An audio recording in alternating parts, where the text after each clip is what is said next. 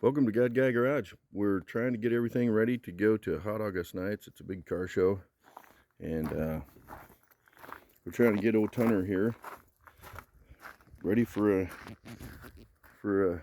towing. He's gonna be towing that over there. It's my old stock car. Ran it in the early 90s, and got it all jacked up right now. Gonna put it on the tow bar and run it all crusty. It hasn't been out for 30 years, and or right about that time. Took pictures of my honey bunch with the bigger belly, the car being more done, and a bigger belly, the car being more done, and so anyhow, the car and my son were born on the same week. So that was pretty cool. So it's going to pretty much just look like this, because I'm not going to do too much to it. We're just going to run it au natural. So that's what it's going to be. But I got some racing slicks that I want to put on it, like this one here. This is the wrong bolt pattern, or I'd run some of these wheels on it, but Ron Rohde helped me out. And he donated me some takeoffs that he had, some old Hoosiers and some they're American Racers, they say, on it. So we'll put those back on it. I got to do a little bit of work inside here too. Test of time. This has been pretty crummy, so I'll have to clean it all back up and get it going. But anyway, had to move everything to pull it out from right there. So my brother-in-law said he just gave me permission to put him on film. Anyway, we're still on jack stands here, but over here, diligently working, my brother-in-law Paul, trying to get the old wheels that we got cleaned up. We're state working over here. Yeah, good enough for what we got going since the car's so ratty. We're going slow and easy.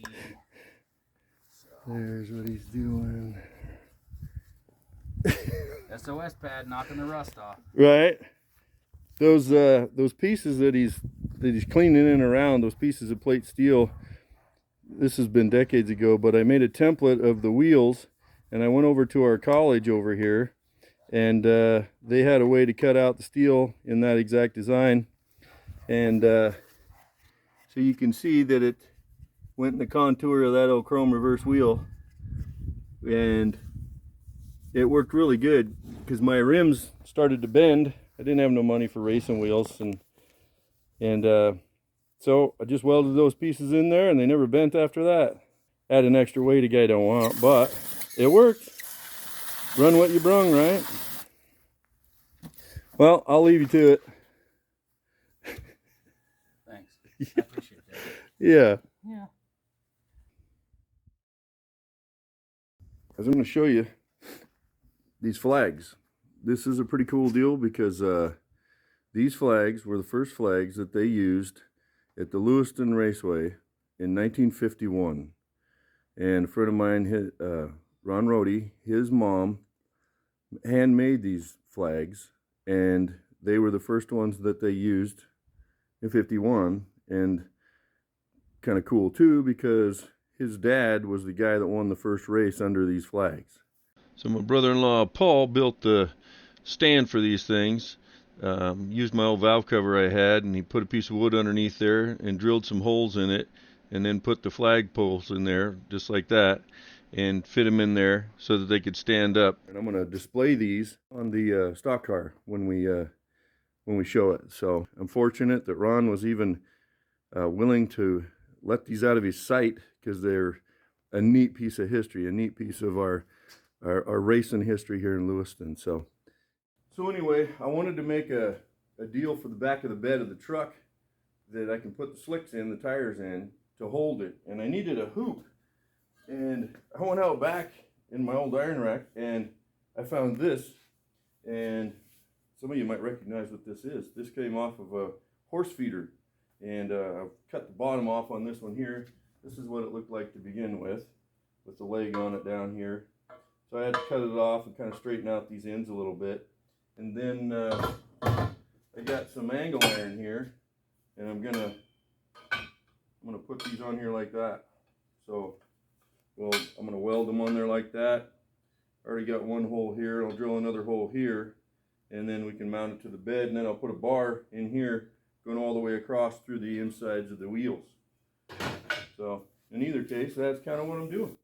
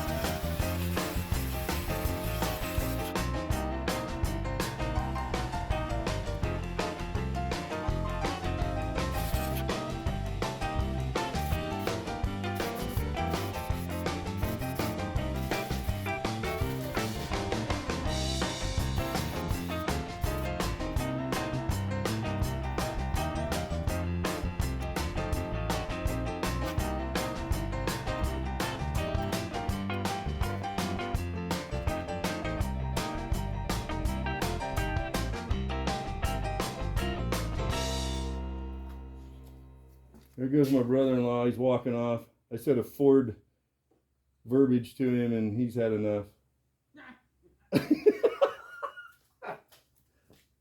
He's got a really nice little Ford pickup, but it is a Ford, but it is pretty nice. Although I didn't say that publicly. I guess I just did. So I gotta grind this off because I'm gonna set this. This is just a foot off of the bottom of for like a trailer, and it's got these little knobs or these little push-ins here, so it's gonna stop the pipe that we push in, like I showed you a minute ago. And so then I'm just gonna weld this in place, just like that, and then we'll be able to put the pipe right into it, and it'll automatically stop where these little reliefs are pushed in. It'll be perfect. So I just gotta grind this off, and then weld this bad boy on, and this half will be done. Paul's going to get, he thinks he has another one of those, and so we're going to try to incorporate that on the other end because he thinks he has one of those. So we'll try that too.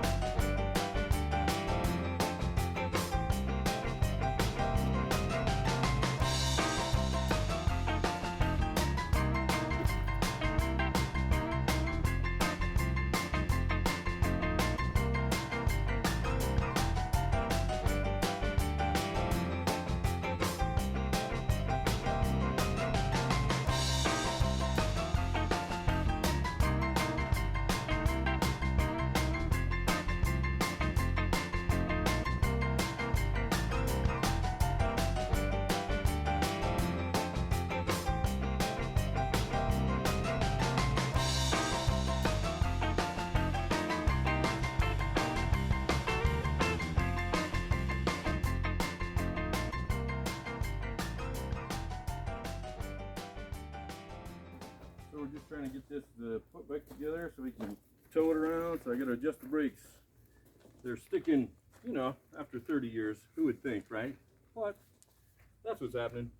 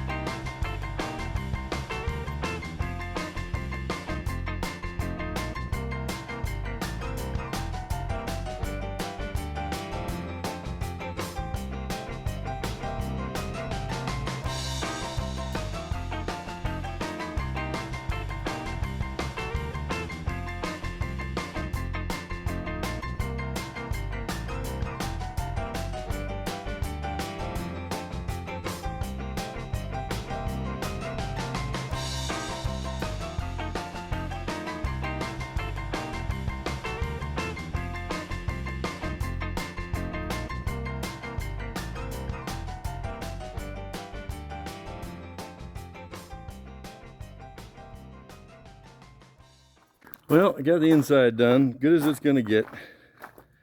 So that's what we got. Got it wiped down, cleaned up.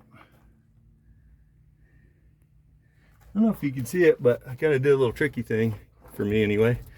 This here is where the normal 3-gauge thing stops, and I got 2 of them, and I extended it out one because I wanted my gas gauge down here. So I put one behind the other and notched it so that it would set flat with these ridges, and then just colored the whole thing. Most people don't even notice I did that, but at least that way I can have all my gauges in here. And the seat covers look good, thanks to my brother-in-law. That'll get us through. All right. Well, we're just gonna wipe her down, clean her up, and call it good. That's what we're gonna do.